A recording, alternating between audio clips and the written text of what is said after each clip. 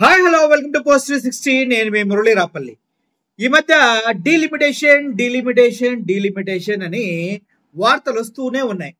దానికి తమిళనాడులో స్టాలిన్ గారు ఒక మీటింగ్ పెట్టి మరి సౌత్ ఇండియాలో ఉన్నటువంటి అన్ని స్టేట్ల ముఖ్యమంత్రుల్ని, అన్ని స్టేట్ల ప్రతిపక్ష నాయకుల్ని పిలిచి ఈరోజు ఒక మీటింగ్ పెట్టడం జరిగింది. ఆ మీటింగ్లో చాలా మంది రాష్ట్రాలకు సంబంధించిన ముఖ్యమంత్రులు అటెండ్ అవడం జరిగింది.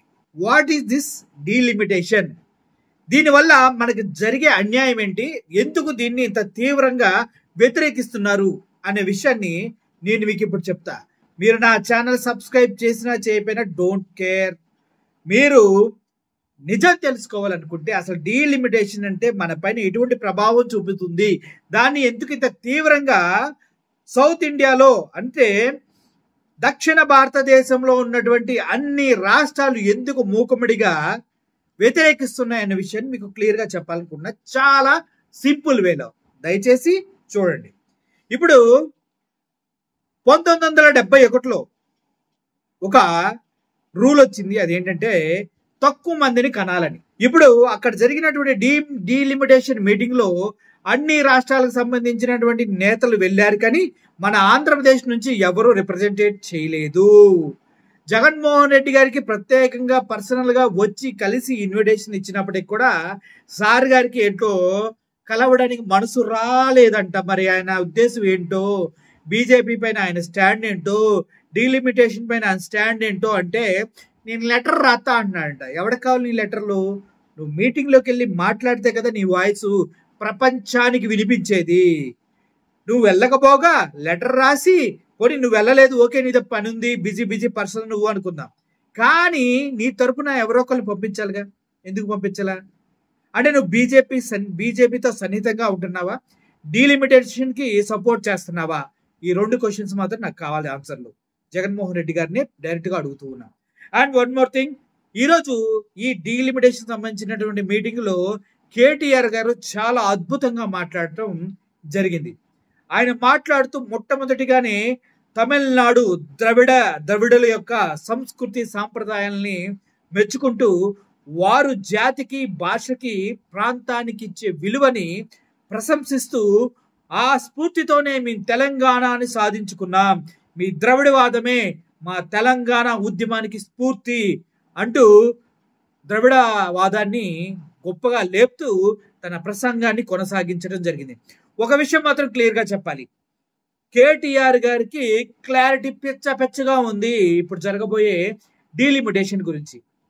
మరి జగన్మోహన్ రెడ్డి గారికి అంత నాలెడ్జ్ ఉందో లేదో అన్న విషయం నాకైతే తెలియదు. తెలియకపోతే ఎవరొకరు ఐఏఎస్లు ఐపీఎస్లను అడిగితే క్లారిటీగా చెప్పేస్తారు. కానీ జగన్మోహన్ రెడ్డి గారు నాలెడ్జ్ ఫుల్గా ఉంటుంది, ఆయనకి తెలిసే ఉంటుంది. కానీ ఎందుకు స్పందించట్లేదు, ఎందుకు దానిపైన మాట్లాడతలేదు, ఎందుకు ఈ మీటింగ్ అటెండ్ అవ్వలేదు అనేదే ఇప్పుడు పెద్ద క్వశ్చన్ మార్క్ అయిపోయింది. ఓకే, అది పక్కన పెట్టేస్తే డీలిమిటేషన్ 1971లో ఇందిరాగాంధీ చెప్పింది ఏంటి? జనాలు పుట్టుకలను తగ్గించండి రా, జనాభా విచ్చలవిడిగా పెరిగిపోతుంది అంటే మన సదరన్ స్టేట్స్ మొత్తం దాన్ని తూచా తప్పకుండా పాటించి తక్కువ జనాభాతో వారు 1 లేదా 2 లేదా 3 కంటూ జనాభా నియంత్రణని పాటించారు. కానీ ఆ జనాభా నియంత్రణని పాటించినటువంటి నార్త్ వాళ్ళు వాళ్ళ పిల్లల్ని విచ్చలవిడిగా కనేశారన్నమాట. విచ్చలవిడిగా కనేయడంతో పాపులేషన్ పిచ్చగా పెరిగింది. తద్వారా పొల్యూషను, నానా చెత్త, నానా చెదారం అంతా అక్కడ స్టార్ట్ అయింది. ఇప్పుడు బీజేపీ వాదం ఏంటి? మా దగ్గర చాలా మంది ఉన్నారు, కాబట్టి మాకు ఎక్కువ పార్లమెంట్లో సీట్లు కావాలి. మీరెంతమంది ఉన్నారు రా సౌతోలు మొత్తం తిప్పి కొడితే తొక్క మంది ఉన్నారు, మీకెందుకురా అంటారు. అంటే పందులు గుంపులుగా ఉన్నంత మాత్రాన సింహం అవుతాయా? కావు కదా. అలాగే అన్నమాట. ఇప్పుడు కూడా గుంపులుగా కనేసి మేము ఎక్కువ మంది ఉన్నాం, మాకు ఎక్కువ సీట్లు కావాలి, మేము ఎక్కువ మంది ఉన్నాం, మాకు ఎక్కువ ఫండ్స్ కావాలి, మేము ఎక్కువ మంది ఉన్నాం, రాష్ట్రంలో దేశంలో వచ్చే ఆదాయం మొత్తం మాకే కావాలి అని వాళ్ళు ప్లాన్ చేస్తున్నారన్నమాట. దాంట్లో భాగంగానే ఇప్పుడు హిందీని మనకు పరిచయం చేయాలని చూస్తూ ఉన్నా. ఈ విధంగా డీలిమిటేషన్ అనే ఒక పేరుతోటి వాళ్ళకి ఎక్కువ సీట్లు కేటాయించుకోవడానికి ట్రై చేసి ఎక్కువ ఫండ్స్ని దొబ్బేయడానికి ట్రై చేయటమైనా. అయితే ఇది సమాజ స్థాపనలో చాలా ప్రాబ్లం అన్నమాట. ఇప్పుడు 2 కుటుంబాలు ఉన్నాయి, నార్త్ ఒకటి సౌత్ ఒకటి, 2 కుటుంబాలు. ఒక కుటుంబంలో ఒక తండ్రి విచ్చలవిడిగా పిల్లల్ని కనేశాడు నార్త్ లాగా. ఒక తండ్రి నా పిల్లలకి నేను ఇంతే సంపాదించా, అందరికి సమానంగా పంచాలి కాబట్టి ఇంతమంది అయితే సరిపోతాను ఒక లెక్క ప్రకారం సౌత్ లో పిల్లల్ని కని పెట్టుకున్నాడు. ఇప్పుడు నార్త్ లో వాళ్ళు ఏమంటున్నారు, నీకుంది 2 పిల్లలే కదా, నీకెంత ఆస్తి ఎందుకు బొక్క, నాకుంది మందలు ఉన్నారు, నాకు నీ దాని మొత్తం నాకు ఇచ్చే అంటున్నారు.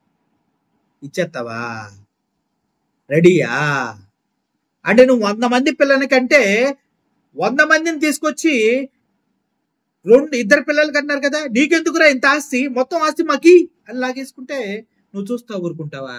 నిన్ను ఎవడకనమన్నాడు రా 100 మందిని పోషించలేనప్పుడు, నిన్ను ఎవడకనమన్నాడు రా 100 మందిని చూసుకోలేనప్పుడు, నువ్వేంద్రా 2 పిల్లలున్న వాళ్ళ దగ్గరకు వచ్చి అడిగేది, ముండా అంటావా అనవా?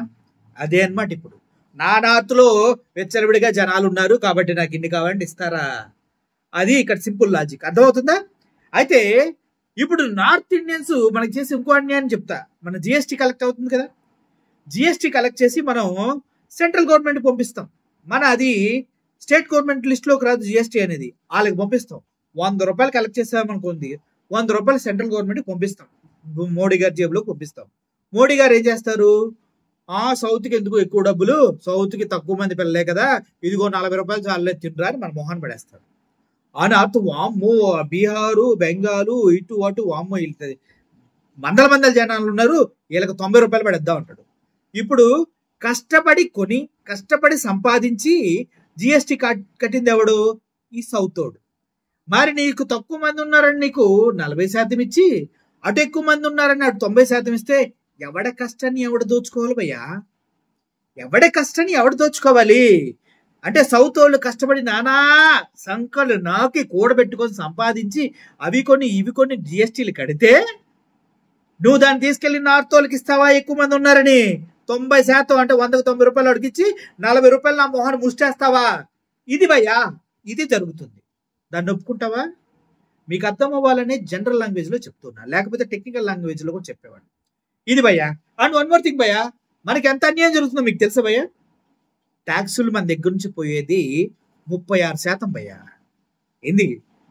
కంట్రీ జీడిపిలో 36% మంది ఉంది వాటా. అని 36% వాటా ఉన్న నీకు ఒక బుల్లెట్ ట్రైన్ ఉందారా సౌత్ లో? ఒక బుల్లెట్ ట్రైన్ సౌత్ లో ఉందా? చెప్పండి రా. బీజేపీ నార్త్ ఇండియా బొక్క భోషను హిందీ అని మాట్లాడే సొల్లు సుతారు చొట్టగాళ్ళని అడుగుతున్నా, మన రాష్ట్రాల్లో ఎందుకురా బుల్లెట్ ట్రైన్ లేవు అంటే మనం చేతకాని వాళ్ళమా? మనకు బుల్లెట్ ట్రైన్లు వాడే హక్కులు మనకు లేదా?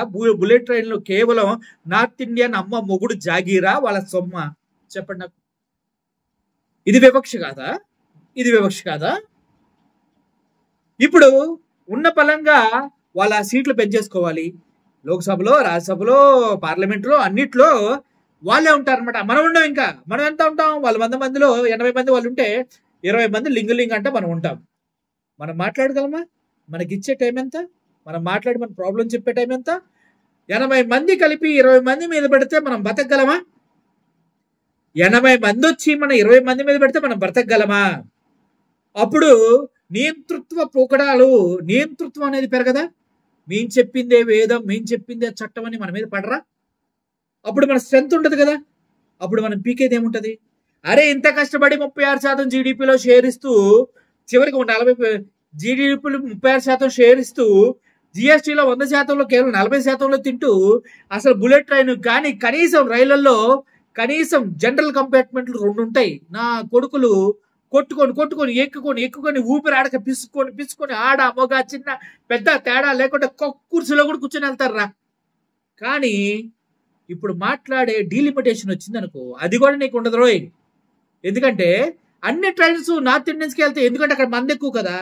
నార్త్ ఇండియన్స్కే ఎక్కువ ట్రైన్స్ ఉంటాయి, సౌత్ ఇండియన్స్ ట్రైన్స్ ఎందుకు? మంద తక్కువ ఉంది కదా, అది లెక్క. సో ఈ డీలిమిటేషన్ అనేది మన యొక్క సాంప్రదాయాల్ని, మన యొక్క జీవన విధానాన్ని, మన యొక్క ఫైనాన్షియల్ స్టేటస్ని, మన యొక్క రాజకీయ పలుకుబడిని అన్నిటినీ అణచివేసే ప్రక్రియ అన్నమాట డీలిమిటేషన్ అంటే.